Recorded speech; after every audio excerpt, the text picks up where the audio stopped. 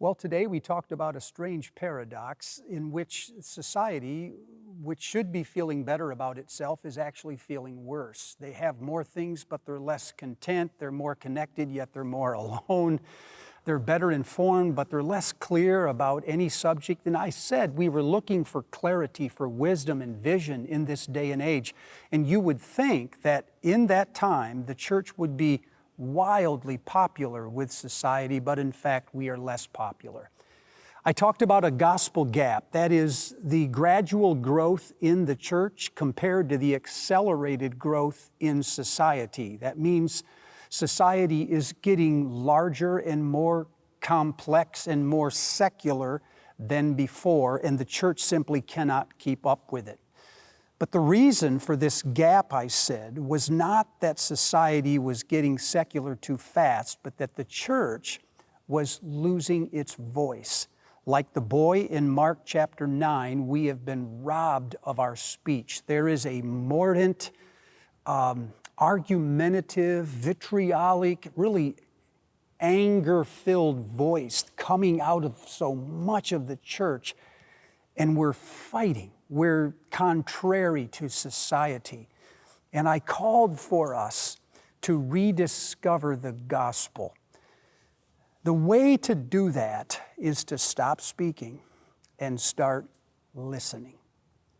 In the story of the boy healed from the demon, we learned that he was deaf and mute, which means he couldn't speak because he couldn't hear. And he'd been this way since he was a child. He never learned how to articulate. Like the boy, the church has become largely deaf to God and to society. And so the message today was about learning how to hear the voice of God and knowing that it's really God who's speaking, and then how to articulate that in thoughtful, sensitive, and informed ways to society. Now, that's as far as we got. We'll pick this theme up next week as we go into Ask to Listen, and you'll see then how we're going to go about solving this problem. Today, I think the way to do this inside your groups, whether it's in the church, small groups, or in other society groups, is simply to start by asking yourself why the church has lost its voice. What does the group believe are the symptoms of this?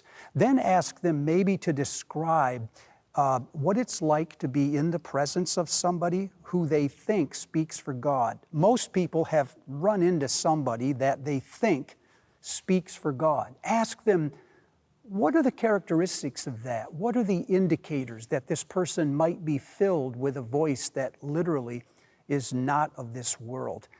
And then maybe ask the group to open their hearts, their souls really, and make themselves vulnerable to another voice. If your group ends well, it would end by people asking God to simply possess them.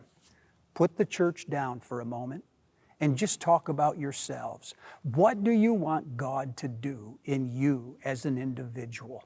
And then invite the Spirit of God to come into your life. It may take a while to cast the other spirit out, but at least let the Spirit of God into your life. And as you do, I believe God will fill you with vision, wisdom, and courage at a time when society wants more.